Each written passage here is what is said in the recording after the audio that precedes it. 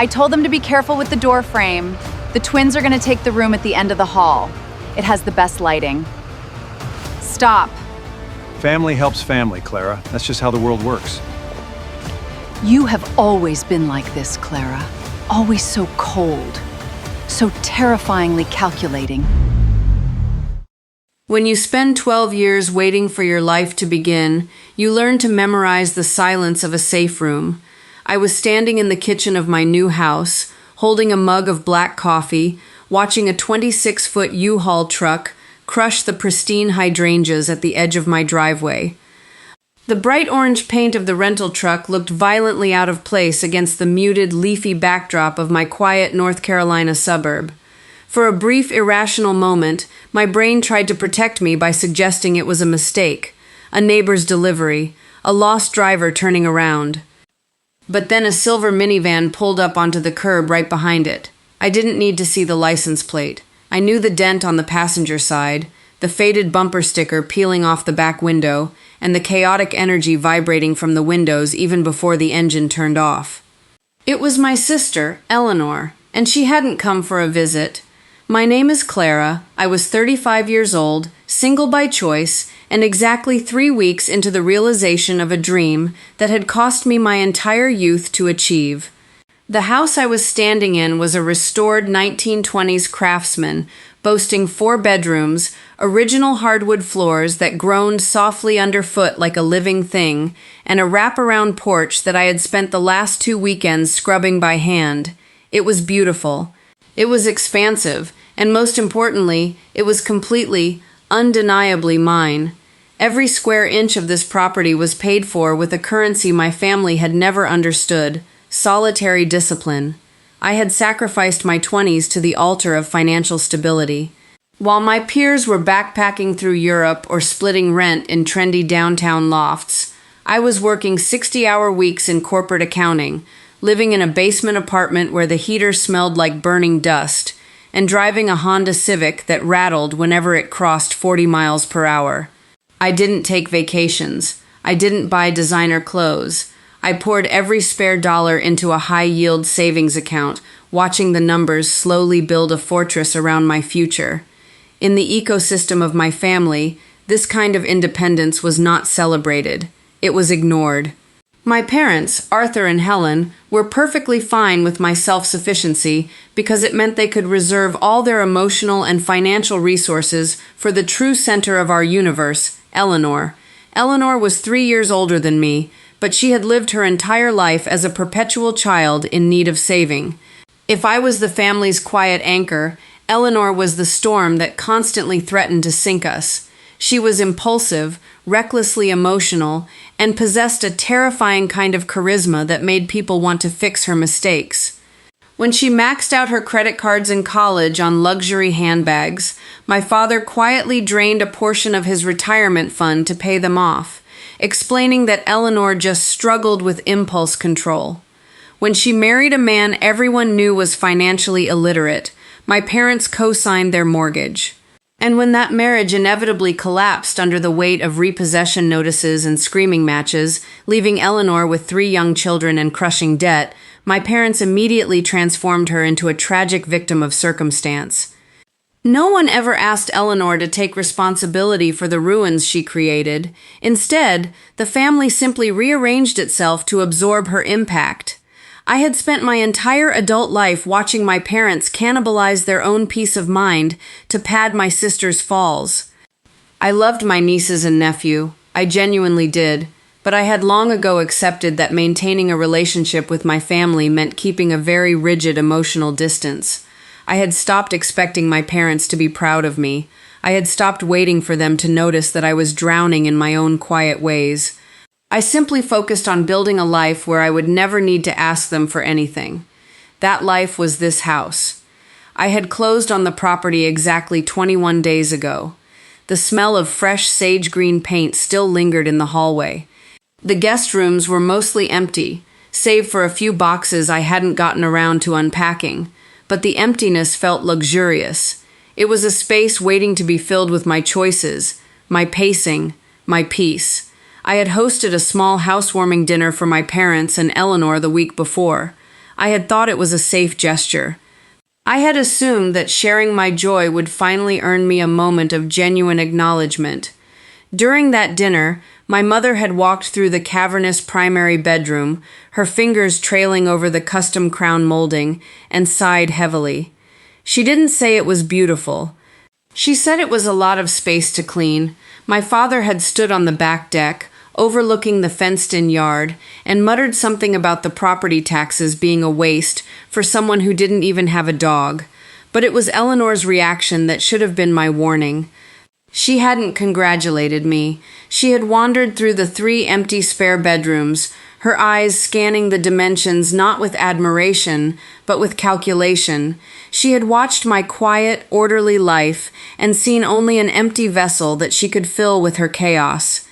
I had caught her staring at the large bay window in the downstairs bedroom, a strange, possessive look on her face, before she turned to me and made a comment about how her twins were currently sharing a room the size of a closet in her rented apartment. I had nodded politely and changed the subject. I had thought she was simply complaining. I had severely underestimated the depths of her entitlement. Standing at the kitchen sink now, the coffee turning bitter on my tongue, I watched the heavy metal door of the U-Haul roll up. 2 men in moving company shirts jumped out of the cab and began pulling a heavy wooden ramp down to the grass. Behind them, the doors of the minivan burst open. My 7-year-old twin nieces, Mia and Chloe, spilled out onto the lawn, immediately chasing each other through the flower beds I had spent hours mulching. Then came Eleanor, holding her 3-year-old son, Liam, on her hip. She wasn't looking at the house with the hesitation of someone arriving uninvited. She was looking at it the way an owner surveys a newly conquered territory. She was wearing oversized sunglasses and a relaxed athleisure set, looking utterly unbothered by the fact that she had just driven a moving truck onto my property without a single phone call. My heart began to hammer against my ribs, a primal, heavy thud that resonated in my ears.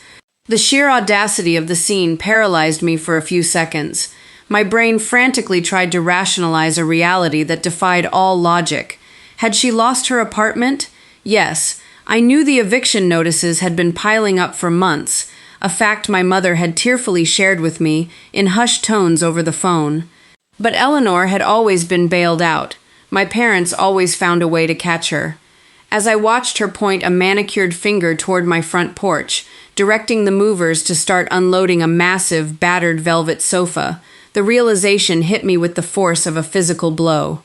My parents hadn't caught her this time. They had simply redirected her falling body toward me. I set the coffee mug down on the granite counter. My hands were shaking, not from fear, but from a sudden, cold surge of adrenaline. The kind of adrenaline that floods your veins when you realize the predators haven't just breached the perimeter, they are already at the front door. I took a deep breath, feeling the cool, conditioned air of my home fill my lungs. This was my sanctuary. I had bled for this drywall. I had traded my youth for this mortgage. I unlocked the front door and stepped out onto the porch. The morning air was thick with southern humidity, clinging to my skin instantly.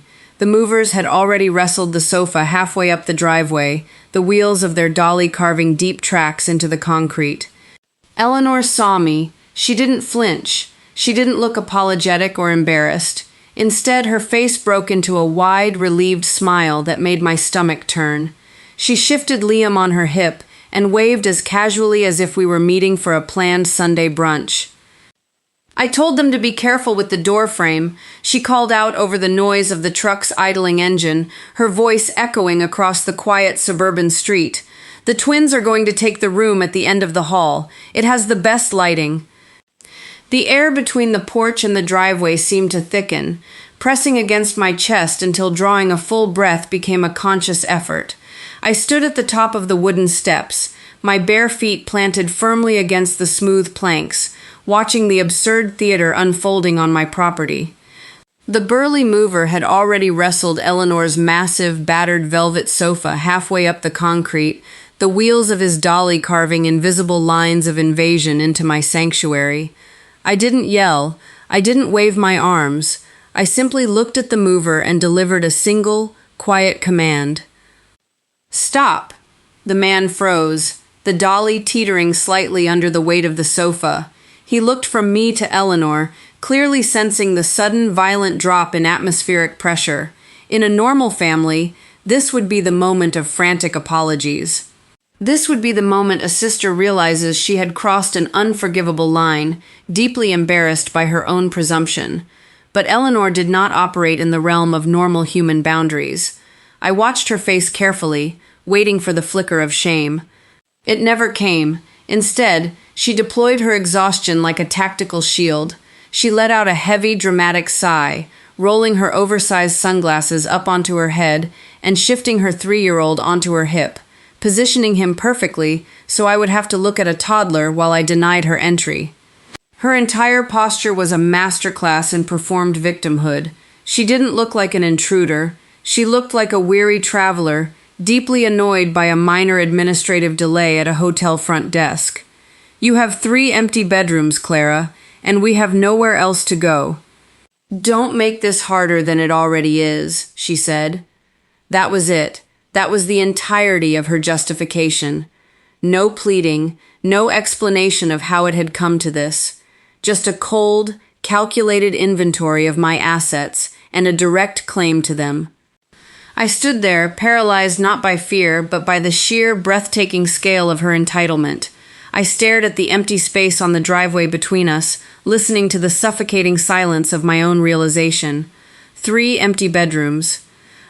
To me, those rooms represented a decade of skipped lunches, canceled vacations, and solitary weekends staring at spreadsheets. They were monuments to my financial independence. To Eleanor, they were simply unused resources that rightfully belonged to her because her need was always greater than my peace. In her mind, and in the collective mind of my family, any boundary I set was inherently violent, and any demand she made was inherently justified by her perpetual state of crisis. I opened my mouth, the urge to explain myself burning fiercely in my throat. I wanted to scream about the eviction notices she had ignored. I wanted to demand why she hadn't called. I wanted to force her to acknowledge the reality of what she was doing. But as I looked at her impatient, expectant face, the words died in my mouth. Explaining my boundaries to Eleanor was a useless endeavor. She didn't misunderstand my position. She simply didn't care. She was relying on the social contract, the unspoken rule that a good person doesn't leave their nieces and nephews on the street, to force my hand. She was weaponizing my own decency against me. Before the silence could stretch any further, the sound of tires pulling onto the curb behind the moving truck broke the tension. A familiar dark blue sedan parked haphazardly, half on the street, half on the grass. My parents had arrived. They exited the car with the synchronized, urgent choreography of a rescue team arriving at a familiar disaster zone. But as I watched my mother rush across the lawn, clutching her purse tightly to her chest, and my father walking behind her with his head slightly bowed and his jaw rigidly set, a sickening epiphany washed over me. They weren't here to mediate. They weren't here to stop her. Eleanor hadn't ambushed me blindly. She had coordinated this entire spectacle. She knew that arriving with a moving truck would force a confrontation, and she knew that to breach my defenses, she needed the heavy artillery. She had summoned our parents to serve as the ultimate emotional battering rams. My mother didn't even look at me. She went straight to Eleanor, wrapping her arms around her older daughter. Instantly, Eleanor leaned into the embrace, burying her face in our mother's shoulder. It was a flawless performance. In a matter of seconds, Eleanor had transformed from the arrogant commander of a moving crew into a fragile, broken bird in need of protection. I watched my mother stroke Eleanor's hair, whispering soothing words that I couldn't hear. Then my mother turned her head to look at me. Her eyes were swimming with manufactured panic, her face drawn in a mask of agonizing disappointment. She wasn't going to yell at me. That wasn't her style. My mother's weapon of choice had always been guilt, a slow, suffocating poison she administered with a motherly sigh.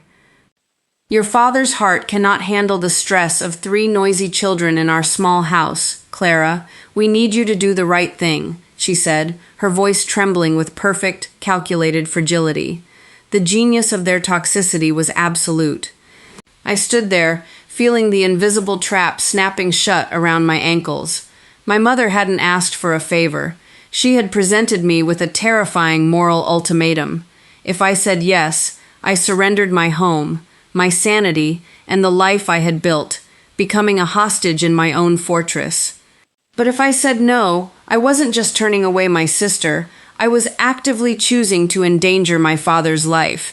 They had placed the full weight of my father's cardiology reports squarely onto the deed of my house. I looked at my father, desperately searching for a flicker of parental protection. I wanted him to step forward, to be the patriarch, to tell his eldest daughter that she could not hijack her sister's life to pave over her own mistakes. I wanted him to look at me, really look at me, and recognize the exhaustion in my eyes. But Arthur Collins did not look at me. He looked at the velvet sofa sitting on the dolly. He looked at the dry, brown patches of grass near the sidewalk. He looked everywhere except at the daughter he was preparing to sacrifice. He was a man who had spent 30 years choosing the path of least resistance, and holding Eleanor accountable had always been too steep of a climb. "Family helps family, Clara. That's just how the world works," he muttered to the driveway, his voice heavy with the weariness of a man who believed his own surrender should dictate mine. The air around me seemed to turn to ice, despite the southern humidity. The frantic, desperate need for them to understand me, a need I had carried since childhood, suddenly evaporated. I was looking at three strangers. They were a unified front of consumption. They didn't see a woman who had worked tirelessly to secure her own corner of the world. They saw a resource. They saw a solution. I didn't need to argue about eviction notices. I didn't need to justify the square footage of my home. I didn't need to explain that setting yourself on fire to keep someone else warm wasn't love. It was just a messy way to die. I looked at the moving crew, who were staring awkwardly at their boots.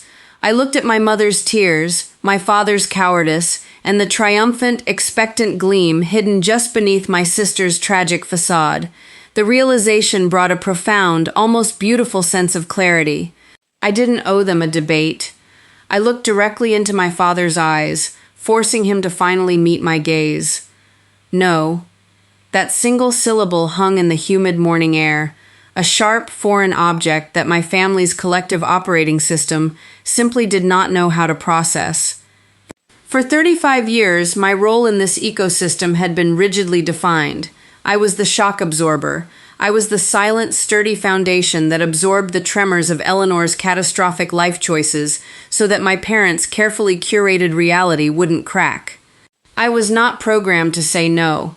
The silence that followed was not the silence of realization or regret. It was the terrifying, suspended quiet of a predator calculating a new angle of attack when the prey suddenly bares its teeth. I watched the transformation happen in real time. My mother's manufactured tears, which had been flowing freely just seconds before, instantly dried up. The frail, pleading posture vanished, replaced by a rigid, chilling stillness. My father's head snapped up, the tired, weary demeanor dissolving into a mask of dark, patriarchal fury. The illusion of a family seeking help evaporated completely, revealing the ugly truth beneath. This was an eviction in reverse. They were here to requisition my life, and my refusal was not viewed as a boundary, but as an act of treason. Arthur Collins took a heavy step forward, closing the distance between the driveway and the bottom of my porch stairs.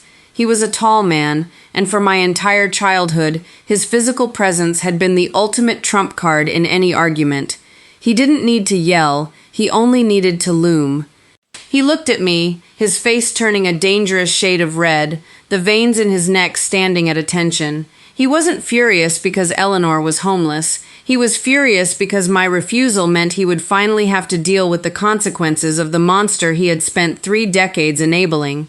By saying no, I was forcing the chaos back onto his doorstep, disrupting his quiet retirement. My boundaries were an inconvenience to his comfort. I looked down at him from the top of the stairs, feeling the wood warm against my bare feet. For the first time in my life, I didn't shrink. I didn't instinctively apologize for angering him. I just observed the mechanics of his cowardice. He was willing to sacrifice my sanctuary, my hard-earned peace, and my financial security, all to avoid having a difficult conversation with his eldest daughter. He would rather watch me drown than watch Eleanor throw a tantrum. My mother stepped out from behind him, her face twisted into a terrifyingly calm expression. When the weapon of guilt fails, the narcissist's enabler always pivots to character assassination. If they couldn't make me feel sorry for Eleanor, they would make me believe there was something fundamentally broken inside of me for not submitting. She looked at me with a gaze so devoid of maternal warmth it made my chest ache with a phantom grief. In her eyes, I wasn't her daughter anymore. I was an obstacle. "You have always been like this, Clara," she said, her voice dropping to a low, venomous hiss that carried perfectly across the humid air. "Always so cold, so terrifyingly calculating. You sit in this massive, empty house, counting your money, completely devoid of human empathy. We raised you to love your family, and instead, you turned into a hollow, selfish woman who would watch her own nieces sleep in a gutter just to prove a point."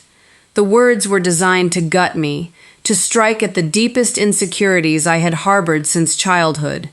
Cold, hollow, selfish. For years, I had internalized those words, believing that my desire for stability was a character flaw, a failure to love them enough. But standing there, with the deed to this house in my name, the spell finally broke. I listened to her rewrite history, ignoring the thousands of dollars I had freely given, the midnight phone calls I had answered, the pieces of myself I had chipped away to build their peace. I realized, with a breathtaking clarity, that to them, empathy simply meant compliance.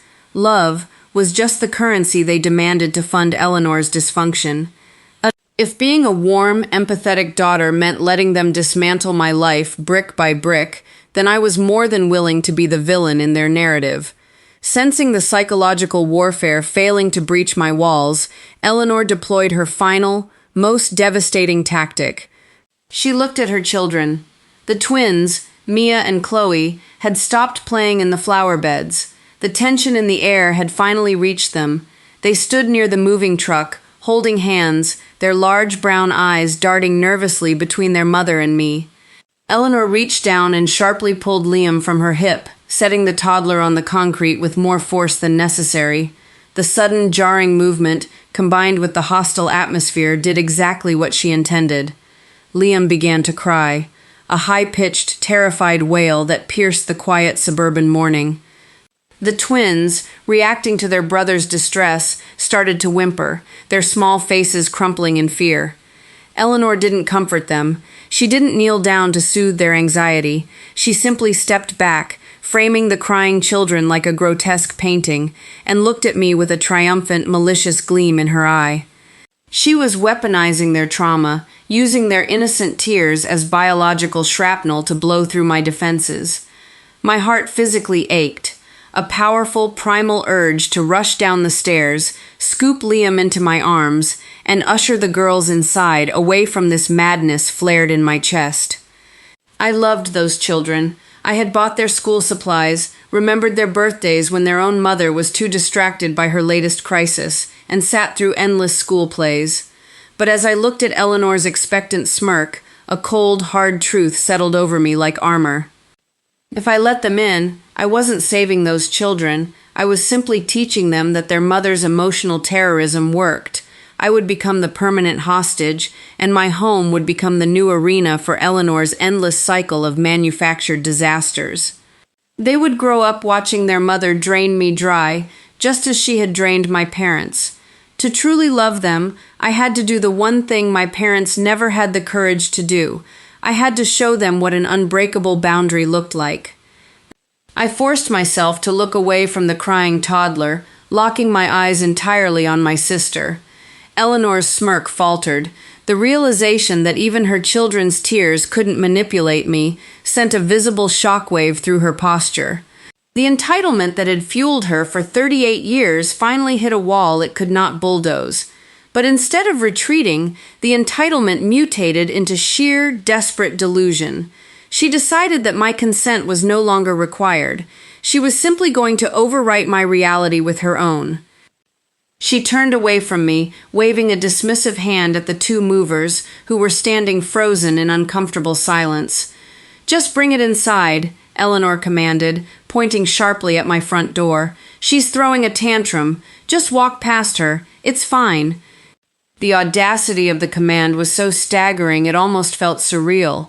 She was instructing two strangers to physically bypass my body, invade my property, and commandeer my home. She truly believed that if the furniture crossed the threshold, the sheer momentum of her audacity would force me into submission. The burly mover hesitated, gripping the handles of the dolly tightly. He looked at Arthur, seeking the permission of the oldest male in the vicinity, and my father, the man who was supposed to protect me from the world, gave a subtle, confirming nod. They were going to force their way in. The adrenaline that had been humming in my veins suddenly crystallized into pure, absolute resolve. The family dynamic had officially crossed the line from toxic manipulation into a literal home invasion. I was no longer dealing with a sister, a mother, and a father.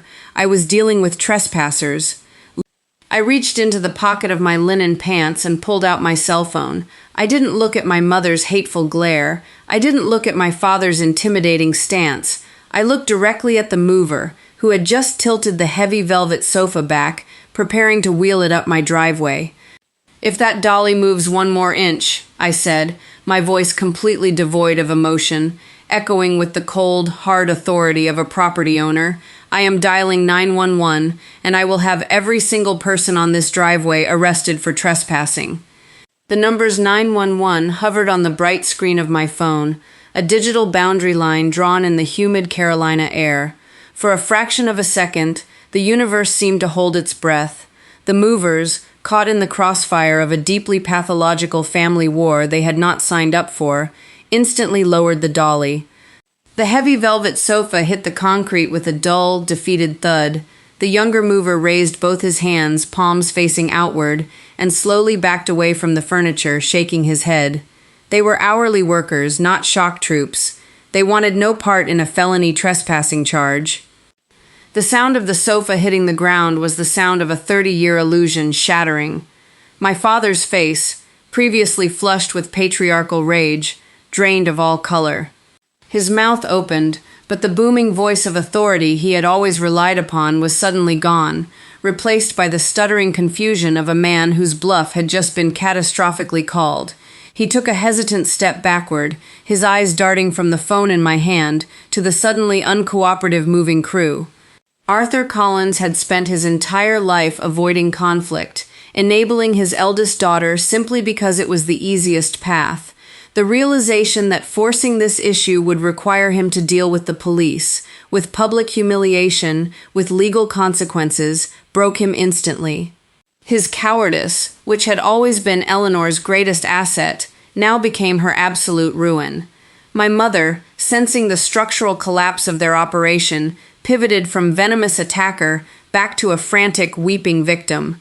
She rushed toward the steps, tears streaming down her face, her hands reaching out in a gesture of desperate pleading. "Clara, please, you can't do this to your own flesh and blood. Are you really going to call the police on your family? Have you lost your mind?" she wailed, the volume of her distress carefully calibrated to attract the attention of the neighbors. She wanted an audience. She wanted witnesses to my cruelty. But I didn't care about the neighbors. I didn't care about the whispers that would inevitably circulate at their country club, or the tragic narrative my mother would spin to her friends about the heartless daughter who had abandoned her sister. The fear of their disapproval, a fear that had dictated my behavior for my entire adult life, simply vanished. It was replaced by a profound, clinical detachment.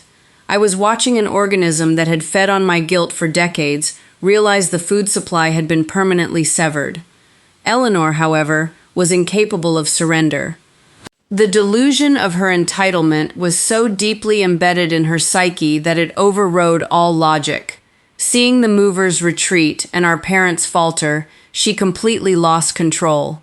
The mask of the exhausted, victimized mother shattered, revealing the raw, unhinged fury of a narcissist denied. She let out a primal scream of frustration, a sound so guttural and ugly it made the children flinch violently. She lunged past my father, marching up the driveway with her hands balled into fists, her eyes wide and wild. She wasn't trying to move furniture anymore. She was trying to physically intimidate me into compliance. "You selfish, miserable, barren bitch," Eleanor shrieked, the words tearing from her throat like jagged glass. "I deserve this house. I have children. I have a real life. You have nothing but your pathetic little bank accounts and your empty rooms. You owe me. You owe this family." She reached the bottom of the porch stairs, her chest heaving, preparing to charge up the steps. She intended to physically push past me, to violate the threshold, believing that if she simply occupied the space, the sheer force of her existence would make it hers. My thumb hovered over the call button on the screen. My hand didn't shake. My breathing was perfectly steady. I looked down at the woman who shared my DNA, the woman who had consumed our parents' resources, destroyed her own marriage, and was now attempting to cannibalize the life I had sacrificed everything to build. I felt absolutely nothing for her. "I am pressing send," I stated, my voice echoing with a cold, terrifying finality. I didn't blink. I didn't step back. I held the phone out, my thumb resting heavily against the green icon. Eleanor stopped. Her foot hovered over the first wooden step, suspended in midair. The unhinged fury in her eyes met the absolute, immovable bedrock of my resolve, and for the first time in her 38 years of life, Eleanor Collins realized that she had encountered a boundary she could not bully, manipulate, or cry her way across. The realization hit her like a physical blow. Her shoulders slumped, the manic energy draining from her body, leaving behind only the pathetic reality of a woman who had finally run out of people to use. She turned away. She didn't say another word. She walked back down the driveway, grabbed Liam by the arm with unnecessary force, and barked a command at the twins. The girls, terrified and silent, scrambled into the back of the silver minivan. Eleanor threw herself into the driver's seat and slammed the door so hard the entire frame of the vehicle shuddered. She started the engine, the transmission grinding aggressively as she threw it into reverse, tires squealing as she backed off the curb and sped down the quiet street, leaving the massive U-Haul truck and the bewildered movers behind. My parents stood frozen on the driveway, stranded in the wreckage of their failed ambush. The silence that followed Eleanor's departure was deafening. My father looked at the ground, his posture defeated, his authority completely dissolved. My mother stared at me, her tears drying on her face, realizing that the bridge had not just been burned, it had been actively detonated.